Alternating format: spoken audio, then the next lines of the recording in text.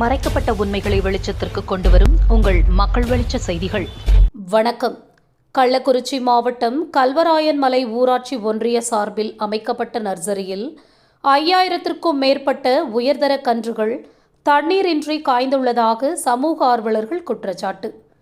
அதிகாரிகளின் மெத்தன போக்கால் அரசு திட்டங்கள் வீணாகியுள்ளதாகவும் இதற்கு மாவட்ட நிர்வாகம் உடனடியாக நடவடிக்கை எடுக்க வேண்டும் எனவும் கோரிக்கை. கள்ளக்குறிச்சி மாவட்டம் கல்வராயன் மலை ஊராட்சி ஒன்றிய சார்பில் வெள்ளிமலை கரியாலூர் இடையிலான சிறுவர் பூங்காவில் அமைந்துள்ள நர்சரியில் 2 மாதத்திற்கு முன்பு 100 நாள் வேலை திட்டத்தின் கீழ் வளர்க்கப்பட்ட 5000க்கும் மேற்பட்ட தேக்கு, வேம்பு, நாவல் போன்ற 10க்கும் மேற்பட்ட வகையான விலை உயர்ந்த கன்றுகள் தற்போது தண்ணீரின்றி காய்ந்துள்ளது.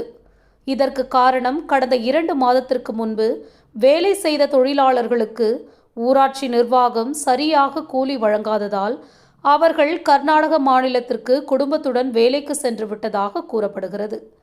அதனைத் தொடர்ந்து நர்சரிக்கு யாரும் வேலைக்கு வராதே இதற்கு காரணம் என்று அதிகாரிகளின் மெத்தன போக்கால் அரசு திட்டம் வீணாகி உள்ளதாகவும் சமூக ஆர்வலர்கள் மற்றும் பொதுமக்கள் குற்றம் சாட்டியுள்ளனர் என்பது குறிப்பிடத்தக்கது.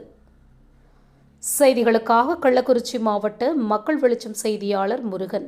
நன்றி.